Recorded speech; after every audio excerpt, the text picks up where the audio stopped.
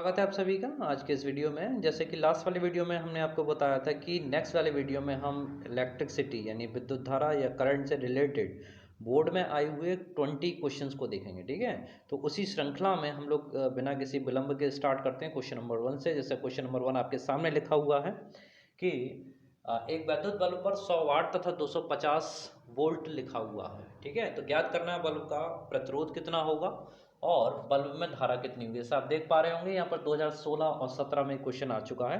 ठीक है, तो इसी तरह के क्वेश्चंस आप लोग देखेंगे। तो स्टार्ट करते हैं इसका सॉल्यूशन या इसका हल क्या होगा उसको देख लीजिए। तो सबसे पहले आपको आइडेंटिफाई यहाँ पर ये करना है कि बहुत सारे स्टूडेंट गलती करते हैं इन दोनों को पहचानने में कि इसमें से P कौन सा है और V कौन सा है। ठीक है, तो बहुत शॉर्ट ट्रिक इसके लिए मैं आपको बता रहा हूँ। तो P का मतलब वाट, ठीक है, शक्ति का मात्रक वाट होता है। तो ये 100 वाट जो दे रखा है दिस इज आपका पावर यानी P। ठीक इसी तरह से V जो है ये इंडिकेट कर रहा है वोल्ट को, ठीक है, विभव को। तो this is equals to V, तो D इक्वल्स टू 250 वोल्ट। बहुत सारी बुक्स में ये वैद्युत शक्ति भी आप इसको लिख सकते हैं, अगर P ही लिखते हैं तो काफ़ी पर्याप्त रहता है, क्योंकि एग्जामिनेशन में आपके पास टाइम काफ़ी शॉर्ट रहता है। अगर आप पर्याप्त समय आपके पास है तो इसको पूरा लिख दें, क्या, वैद्युत शक्ति P equals to this one and विभव potential V equals to 250 volt. ठीक है, तो अब पता क्या करने के लिए कह रहा है वो कि बल्ब का प्रतिरोध यानी रेजिस्टेंस वो आपसे जानना चाह रहा है। तो मेरे अकॉर्डिंग अगर चले तो R लिख के आप उसके आगे क्वेश्चन मार्क लगा दें या प्रतिरोध लिख दें साइड में। ठीक है ना, इसी तरह से विद्युत धारा को लिख रहे हैं तो I लिख के उसके आगे क्वेश्चन मार्क लगा दें। इसमें सीधा सीधा पता चल गया कि R और I की वैल्यू इसमें क्या पूछी गई है, आपसे पूछा गया। तो अब वो फॉर्मूले आपको ध्यान करने हैं जिसके द्वारा इसका मान आपको पता चलता है। ठीक है, तो काफ़ी सारे फॉर्मूले कल हम लोगों ने स्टडी कर रखे थे, तो यहाँ पर आप ज़रा दिमाग पर जोर डालिए, थोड़ी देर वीडियो को पॉज कीजिए और देखिए कि P, V और R। ठीक है, यहाँ पे मैं साइड में लिख दे रहा हूँ कि P, V और R से मिलके कौन सा फॉर्मूला बनता है उसको आपको ध्यान करना है।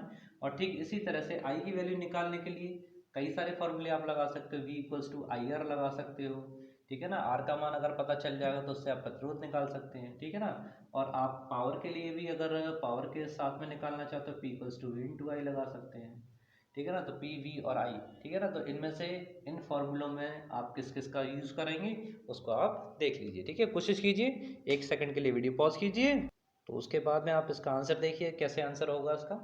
तो यहाँ पर आपको सबसे पहले इसका फॉर्मूला देखिए दिमाग में रखना पड़ेगा कि इसका फॉर्मूले में आप यूज़ कर सकते हो P equals to V square upon R का, ठीक है ना। तो P equals to V square upon R में अब आपको यहाँ से आइडेंटिफाई करनी है आर की वैल्यू।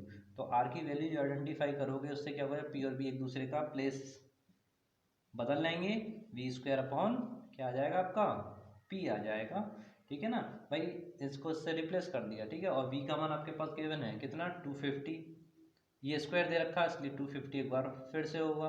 वी स्क्वायर का मतलब क्या है, वी स्क्वायर का मतलब है V इंटू वी, वी का 2 बार वैल्यू आपने प्लेस कर दिया। P का मान कितना दे रखा है 100 वाट, ठीक है। तो नीचे P की वैल्यू 2 जीरो आई, 2 जीरो से ऊपर वाले 2 जीरो कैंसिल किए, तो रेजिस्टेंस जो आपके पास बचा वो 25 इंटू 25 कितना हो जाता है 625, ठीक है। इसका आप प्रतिरोध यानी मात्रक लगा दीजिए, यूनिट लगा दीजिए जो कि इसके बराबर होती है, ओम के बराबर होती है। तो इस वाले क्वेश्चन में फर्स्ट पार्ट में जो वैल्यू आ गई आपके पास आर की 625 ओम, ठीक है ना। तो ये आपका आर का मान आ गया। ठीक इसी तरह से सेकंड पार्ट में इलेक्ट्रिक करंट आपको पता करनी है, तो simple formula P equals to V into I लगा दीजिए और यहाँ से I का जो मान निकलेगा वो किसके बराबर होगा, P अपॉन V के बराबर होगा, ठीक है। P का मान प्लेस कर दो, P का मान कितना है 100 अपॉन 250, ठीक है। 250 का भाग लगाएंगे, उससे पहले इसको रिड्यूस कर लीजिए, तो 0 से 0 कैंसिल कर लीजिए, क्या बचा आपके पास में 10 अपॉन 25।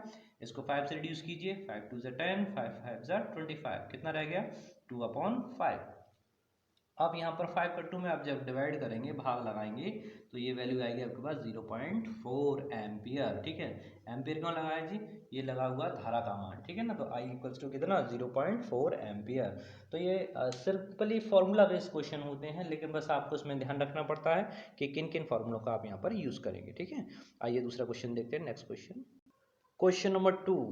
घबराइएगा मत, डरिएगा मत, ठीक है। उससे पहले एक चीज़ और मैं आपसे कहना चाहूँगा कि अभी इस समय केवल हम हाई स्कूल के क्वेश्चन देख रहे हैं, तो बहुत सारे इंटर वाले जो छात्र हैं वो रेस्ट कर रहे हैं, ठीक है ना। ऐसा नहीं करना है आपको, ऐसा अगर आप करेंगे तो सीधी सीधी गलती कर रहे हैं, ठीक है। आपको फिर इसको सुधारने का कोई मौका नहीं मिलेगा, ये वाले यानी हाई स्कूल के जो क्वेश्चंस हैं मुझे उन्हें पहले कराने का मतलब इसीलिए था कि ये वे छात्र जो इंटर में इस समय हैं, 12th की परीक्षा जो दे रहे हैं, उनका बेस क्लियर हो जाए, ठीक है ना।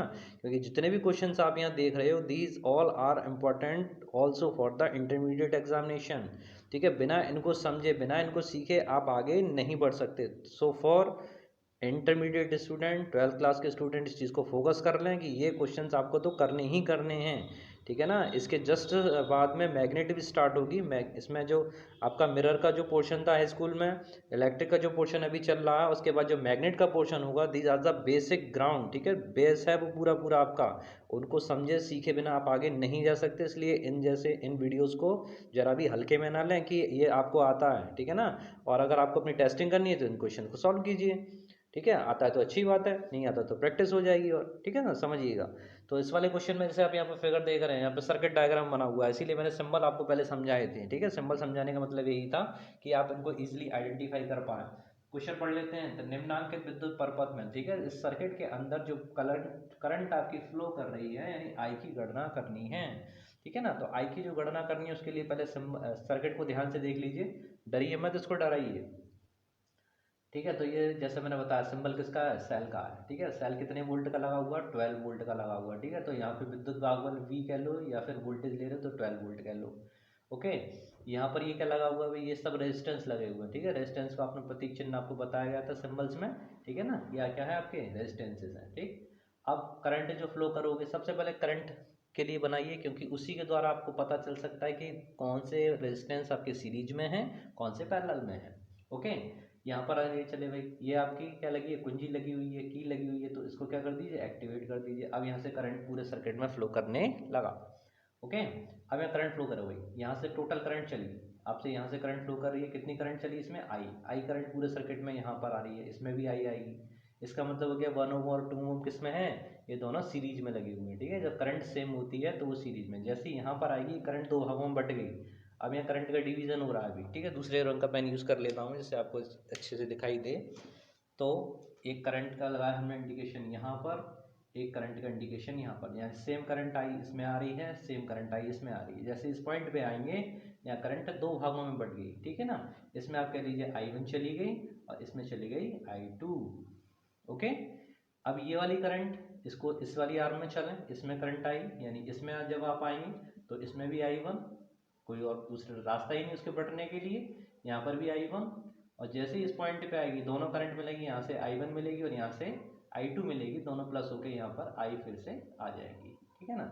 चेक कीजिए इन तीनों को, 1 ओम, 4 ओम, 1 ओम, ठीक है। तो इन तीनों में ही क्या है, सेम करंट आपकी फ्लो कर रही है, I1 I1 है, ठीक है। तो इसका मतलब ये हुआ कि 1 ओम, 4 ओम और आपका ये ऊपर वाला 1 ओम, ये सब किस में लगे हुए हैं, आपके सीरीज में लगे हुए हैं, ठीक है। तो इसका दूसरा अगर डायग्राम आप बनाएं, दूसरा चित्र बनाएं, तो कुछ उस तरीके से बनेगा, उसको भी देख लीजिए, ठीक है ना। कि आपने इन तीनों को ऐड कर दिया, किसके अकॉर्डिंग ऐड किया, सीरीज के अकॉर्डिंग। तो 4, 5 एंड 6, ठीक है ना। तो इस वाली आर में आपके कितना रेजिस्टेंस हो गया, दिस विल बी 6 ओम, ये 6 ओम हुआ, ठीक है। इस वाले पॉइंट पे जो नीचे लगा हुआ था, इसमें कितना था, ये भी 6 ओम था, ठीक है। तो इसको आपने इंडिकेट कर दिया अगले वाले चित्र में, अगले वाले फिगर में। तो this is also 6 ohm, okay. यहाँ तो 1 है ही है, यानी ये दोनों अगर आप ऐड करना चाहें तो ये दोनों किस में लगे हुए हैं, सीरीज में लगे हुए हैं। तो 1 और 2 कितना हो गया आपका, 3 ओम, ओके। तो यहाँ आपका कितना आ गया, 3 ओम हो गया, ठीक है ना। भाई इन दोनों में तो सेम करंट थी, सेम करंट कितनी फ्लो कर रही है, आई फ्लो कर रही है। यहाँ पर आके एक करंट इसमें डिवाइड हो रही है, इसमें जा रही है I1, इसमें जा रही है I2, यही तो चित्र है, यही तो फिगर है, ठीक है। कितना सिंपल है, बहुत सरल है इसको समझना। एक बच्चे का कमेंट भी आया था तो मुझे काफ़ी अच्छा लगा कि उसने कुछ सीखा, ठीक है। तो ऐसे ही बच्चे सीखेंगे तो ज़्यादा अच्छा लगेगा।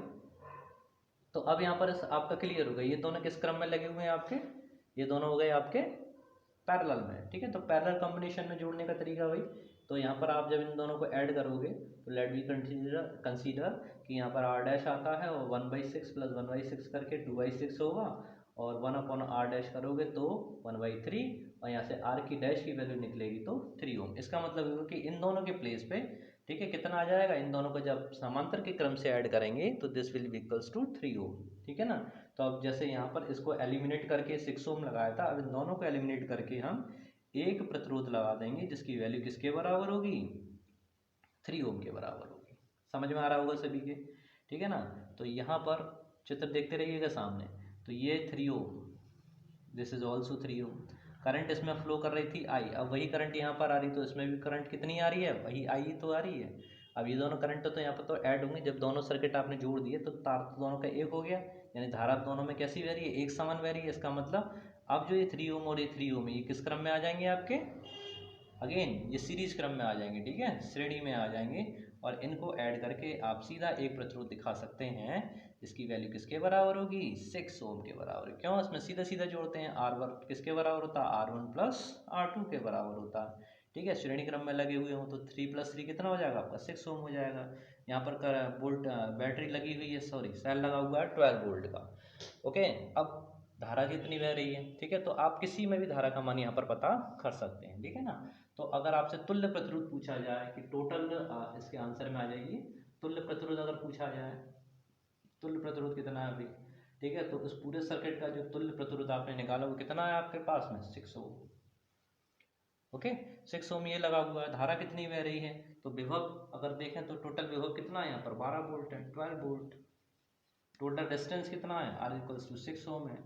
करंट कितनी फ्लो कर रही है, आई का मान पूछा, सिंपल ओम्स का लॉ, V = I × R, ठीक है। यहाँ से I की वैल्यू आपको निकालनी है, V/R, V का मान आपका 12 वोल्ट, रेजिस्टेंस कितना लगा हुआ 6 का, 6 × 2 = 12 यानी 2 एम्पियर, 2 एम्पियर धारा, ठीक है ना। तो इस तरीके से आप बहुत सरलता से इस तरह के क्वेश्चंस को आप सॉल्व कर सकते हैं और अपना आंसर निकाल सकते हैं। इस पूरे वीडियो को ध्यान से देख लीजिए क्योंकि इसके जस्ट बाद एक और क्वेश्चन हम लोग करने आ रहे हैं। ये 2017 में आया हुआ, 2017 में आया हुआ प्रश्न है, ठीक है। तो बहुत सारे क्वेश्चन इसी तरह के मिलेंगे, देखने में कितना जटिल लग रहा था, लेकिन हमने क्या किया, धीरे धीरे उसके सीरीज में कौन से लगे हैं, पैरेलल में कौन से लगे हैं, उनको पता करके टोटल करंट का मान पता किया। अब पर्टिकुलर आर्म्स में और देखेंगे, ठीक है, आर्म्स में क्या इस तरीके से इसका मान निकालते हैं। नेक्स्ट क्वेश्चन, अगले क्वेश्चन पे जाने से पहले इसी क्वेश्चन में से थोड़ा सा और जोड़ लेते हैं। अभी क्वेश्चन में आपसे पूछा गया था कि टोटल करंट कितनी फ्लो कर रही है, ठीक है ना। तो यहाँ पर अगर 1 ओम की बात की जाए या 2 ओम की बात की जाए तो इन दोनों ही प्रतिरोधों में 2 एम्पियर की करंट आपकी फ्लो कर रही है, यानी तो पूरे पर्पथ में कुल धारा जो होगी वही 1 और 2 ओम में से प्रवाहित होगी। फॉर एग्जाम्पल अगर वो पूछ लेता आपसे कि 1 ओम या 4 ओम या 1 ओम इन यानी इस वाली आर्म में होकर I1 का मान कितना है, या फिर 6 ओम में से होकर प्रवाहित जो धारा है उसका मान कितना हुआ, क्योंकि इस पॉइंट पर आते ही धारा जो है वो 2 भागों में बट गई है, ठीक है ना, I1 और I2 में। तो अगर अलग से वो इन प्रतिरोधों में मान निकालवाना चाहे धारा का तो वो कैसे निकालेंगे, ठीक है। लेट्स चेक विद मी, तो मेरे साथ देखिए। तो यहाँ पर आप सबसे पहले जिन जिन पॉइंटों के बीच में निकाला उन पर इंडिकेट कर दो भाई, क्या लगते हैं, VAB, ओके। अब VAB में पोटेंशियल डिफरेंस कितना होगा, VAB का मान किसके बराबर होगा, VAB का मान जो बराबर होगा वो होगा I × RAB। समझ लीजिए ध्यान से, क्या मतलब है कि पहली चीज़ तो ये कि यहाँ पर जो पोटेंशियल लगा हुआ है क्या ये 12 वोल्ट के बराबर होगा, नहीं होगा। क्यों, क्योंकि यहाँ पर विभव ये पूरे सर्किट में है और यहाँ पर जो विभव पूछा जा रहा है केवल इन दोनों पॉइंटों के लिए पूछा जा रहा है, यानी यहाँ पर पोटेंशियल डिफरेंस पूछा जा रहा है between the point A and B, not we are consulting not the total potential, ठीक है। टोटल पोटेंशियल को आप यहाँ पर कंसल्ट नहीं कर रहे हो, यहाँ पर किसको कर रहे हैं, इसको A और B के बीच में आप पता कर रहे हैं, ठीक है ना। तो यहाँ पर जो प्रतिरोध लेंगे वो कौन सा वाला लेंगे, जो A और B के बीच में, A और B के बीच में कितना प्रतिरोध था, यानी टर्मिनल यही तो थे A और B, तो A और B के बीच में तुल्य प्रतिरोध कितना निकला था, 3 ओम। तो यहाँ पर आप समझ लीजिए कि RAB का जो मान है वो किसके बराबर है, 3 ओम के बराबर है, ओके। तो VAB का मान अगर आप पता करेंगे तो total current this equals to कितनी आई थी, आई का मान आपने भाग लगाया तो ये मान आया था आपके पास में 2 एम्पियर, ठीक है। टोटल करंट आपके पास 2 एम्पियर आ गई, RAB कितना है, 3 है, ठीक है। तो कितना हो गया, 6 वोल्ट। कहने का मतलब ये हुआ कि AB के सिरों के बीच जो विभवांतर है वो कितना है आपका, 6 वोल्ट है, ठीक है। अब पर्टिकुलर आपको I1 और I2 के मान निकालने हैं, तो यहाँ पर फिर से ओम का लॉ लगाएंगे, तो VAB I1 × R, 1 ओम, 4 ओम और 1 ओम, ब्रैकेट में लिख देता हूँ। यहाँ पर क्या किया गया है, 1 + 4 + 1, ठीक है ना। क्यों, क्योंकि I1 करंट जिन जिन प्रतिरोधों में से होकर गई है हमें केवल उनका मान ऐड करना है, ठीक है, पूरे का नहीं करना। ठीक इसी तरह से सेकंड वाले अगर I2 का मान निकालना है आपको, तो VAB I2 इंटू आर कौन सा, ये दूसरी वाली भुजा में जिसमें आप पता कर रहे हो, और इसमें कितना 6 ओम को कंसीडर करोगे। ठीक है, तो सिंपल वैल्यू पता करनी है। तो VAB का मान तो सबको पता ही है, किसके बराबर था, 6 के था। I1 का मान आपको पता करना है, और क्योंकि ये सभी किसमें लगे हुए हैं, सीरीज में लगे हुए हैं, इसलिए टोटल डिस्टेंस 4 + 5 + 6 यानी 6 आया, यानी 6I1 इक्वल्स टू 6, यानी I1 का मान आएगा 6/6 दिस इक्वल्स टू 1 एम्पियर। यानी I1 का जो मान है वो कितनी धारा बहेगी, 1 एम्पियर की। वैसे भी 1 ही एम्पियर बहनी है, क्यों, क्योंकि दोनों तरफ जो प्रतिरोध है वो बराबर है, ये भी 6 ओम है और इन सबको टोटल करने पर भी कितना बैठ रहा है, 6 बैठ रहा है। अगर इनके मान कम या ज़्यादा होते तो धाराओं के मान में आप अंतर यहाँ पर देख सकते थे। ठीक है ना। इसी तरह से अगर I2 का मान पता करो तो VAB का मान this is equals to 6, I2 का मान पता करना है, R की वैल्यू कितने में, 6 ओम में ही निकालनी है। ठीक है ना, पूरी आर्म ली जाएगी, पूरी आर्म में जितने भी प्रतिरोध लग रहे हैं। तो I2 का मान this is also equals to 6/6 this equals to 1 ampere. अगर I1 + I2 आप करते हो यानी 1 एम्पियर, I2 का मान भी 1 एम्पियर, इन दोनों को अगर आप ऐड करते हैं तो कितना आना चाहिए, टोटल करंट I के बराबर आना चाहिए जो हमारा आ रहा है। ठीक है, यानी I1 + I2 का मान किसके बराबर, जो बहने वाली धारा है उसके बराबर है। इसका मतलब हम लोग पूरी तरह से सही हैं। इस तरह से आप अपने आंसर को चेकआउट कर सकते हो। ठीक है, तो ये जो 2 क्वेश्चन थे बहुत अच्छे थे, इंटरेस्टिंग थे। इसी तरह के नंबर ऑफ क्वेश्चन हम लोगों को करने, एक बार फिर से रिपीट कर रहा हूँ, ये केवल हाई स्कूल का मैटर नहीं है। ठीक है ना, बेस है इंटर वालों के लिए, इसलिए तैयार हो जाइए। और भी इसी तरह के अच्छे क्वेश्चंस के लिए ये 2 क्वेश्चन हम लोग कर चुके हैं। नेक्स्ट वीडियो में 3rd और 4th 5, ठीक है, जितने हो पाए। ठीक है, तो बने रहिए मेरे साथ में। Thank you very much. जय हिंद, जय भारत।